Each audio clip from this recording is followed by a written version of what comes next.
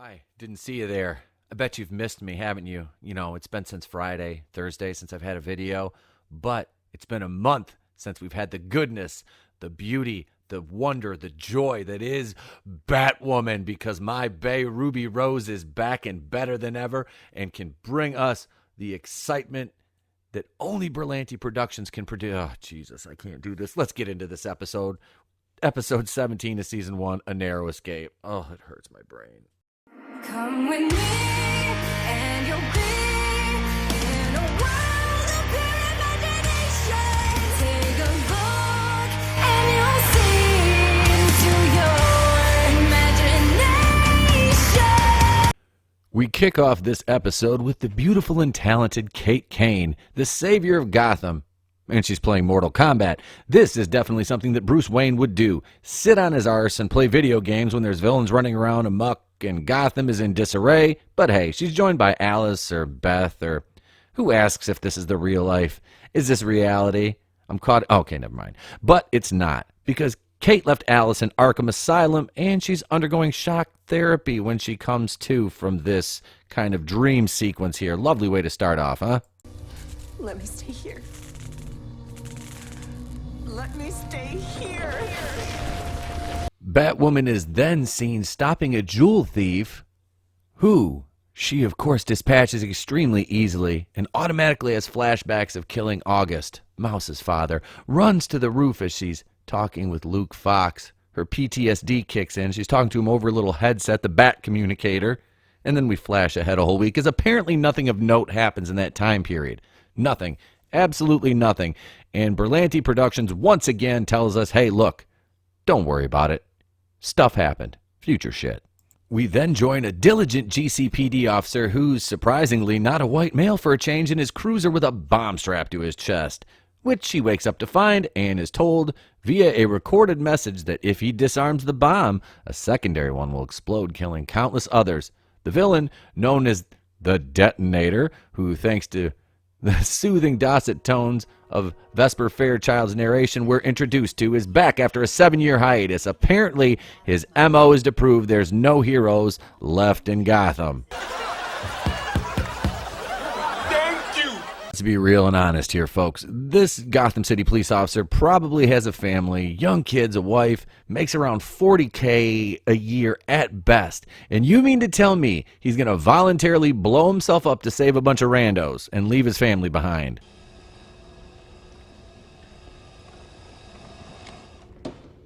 How about no? As we see a high-rise building being leveled by an explosion moments later. So here's to you, officer. I'll sacrifice the lives of ordinary citizens to preserve my own. Crack open an ice-cold Bud Light. You've earned it. Plus, the building was only a bank, so fuck it. We join Mary, who's assisting a Batwoman wannabe who is injured, imitating our Bat-Bay's heroic stylings. Same outfit, red Bat logo on it, except she's probably about, I don't know, maybe 100 pounds heavier than Ruby Rose, which makes it that much funnier. It honestly almost looks like Rebel Wilson from Cats snuck in and put on a Batwoman outfit. And we're also treated to the return of Julia Pennyworth. The actress portraying her caused a ruckus in the alphabet community because she's blonde-haired, blue-eyed white woman, unlike the comics where she's a short, dark-haired lesbian like Kate Kane. This is all wrong. And she's in Kane's apartment, waking her up from a drunken stupor, and says, I left you like this a week ago. So you mean to tell me that Batwoman's been drunk on the couch for a week, dreaming about playing Mortal Kombat with her sister, who she locked in Arkham Asylum?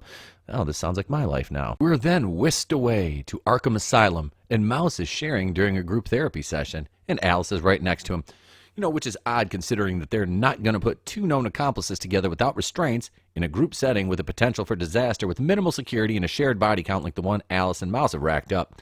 So, the good doctor, Dr. Butler, asks Alice if she wishes to opine, and she recuses herself from doing so.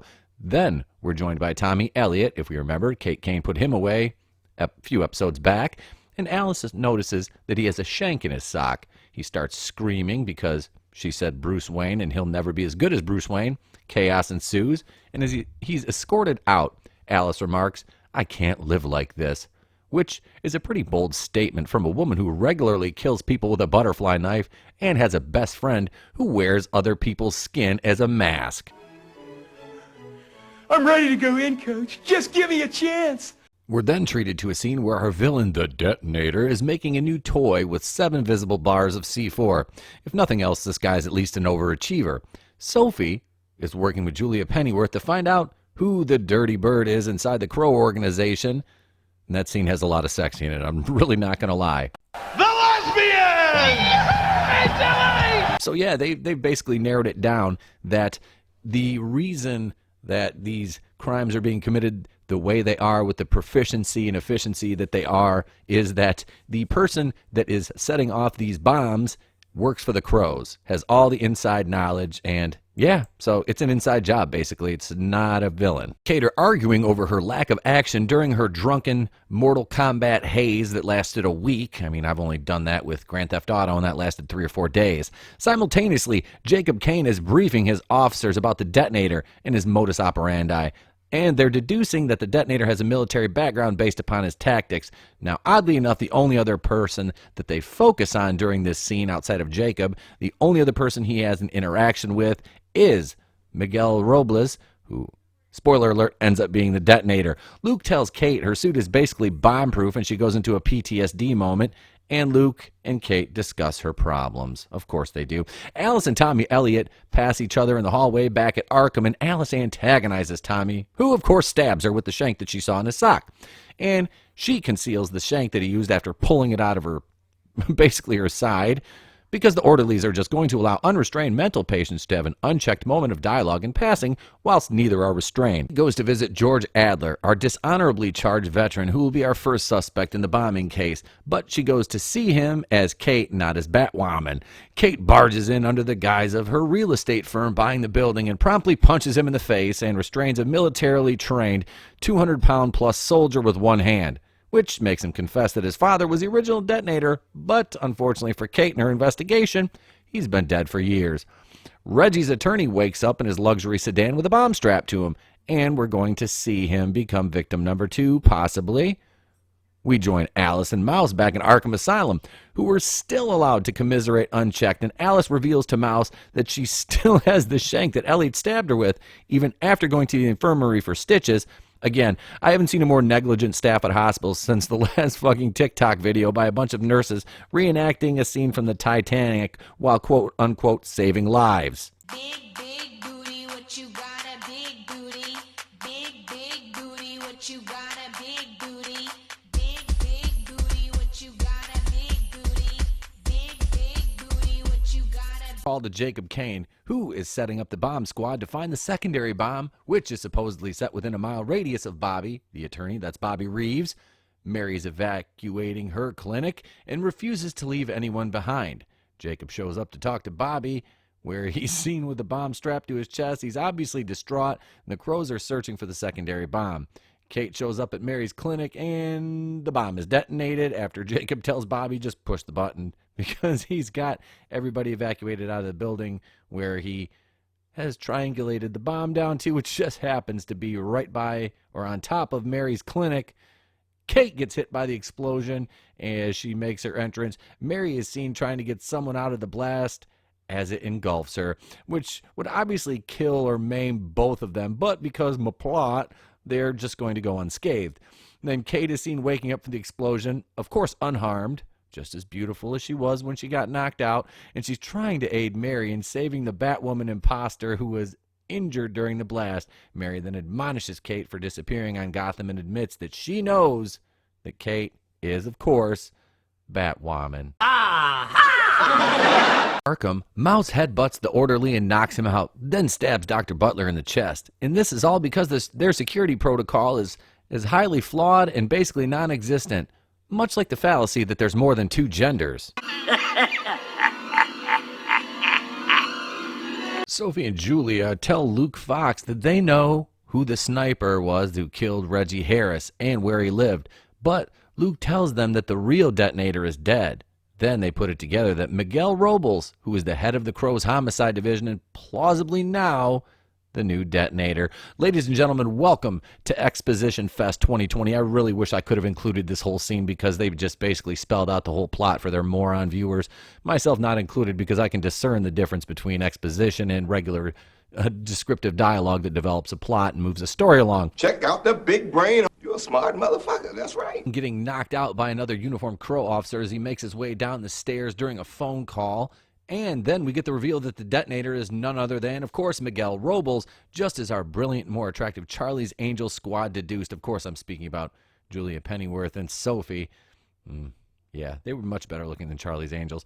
Kate is back at the Batcave and having a moment of reflection, of contemplation that leads her to put back on the bat suit, of course, which she has not donned for the entirety of this episode. That's a shame. It's a good thing that Kate decided to put that bat suit on, because when Jacob wakes up, he's got this bomb strapped to him by none other than the detonator, of course. Trying to force Robles to disarm the bomb, he tells Kate that he can't and that her dad is wearing another bomb. Luke shows up with pistol in hand, locks down the Wayne Enterprises building. Completely locks it down to contain the explosion that is bound to take place. And then he gets Robles to admit that Tommy Elliott paid him to rough Lucius up and to get a ledger that Tommy wanted. And if Lucius didn't cooperate, that Robles would kill Luke. So, that was unbeknownst to Luke, but beknownst to Lucius. So Luke knocks him out as the timer counts down. Sophie presses the button as Kate and Luke escape the blast with Robles in tow. And of course, no one is injured or maimed by the blast. Don't you love MacGuffins that are only there, bypass actual story development and creativity? Those are just the best kind of MacGuffins, aren't they? Jacob Kane is seen reinstating Sophie and putting her in charge of the new and improved Crow strike team. And she admits that she isn't capable of doing it alone. Kane tells her that it's a new day, that they know everyone involved with Robles, and they're draining the swamp within the Crow organization. Clever turn of phrase there. And Julia Pennyworth enters and informs Sophie that she's now working with the Crows, and they'll co-op and run the team together. How empowering is this?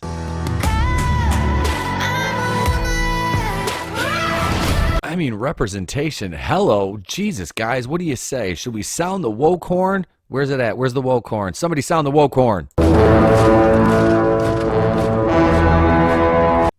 That's right, we had that woke horn fire up because now we have not one, but two lesbians in charge of a highly skilled tactical strike team. The end is nigh, the end is nigh. Run away, the end is nigh. Then they go out to dinner together. Nice. So the representation boxes are checked here. We've got hot lesbians, and you know what that means, ladies and gentlemen. Nice. Nice. Nice.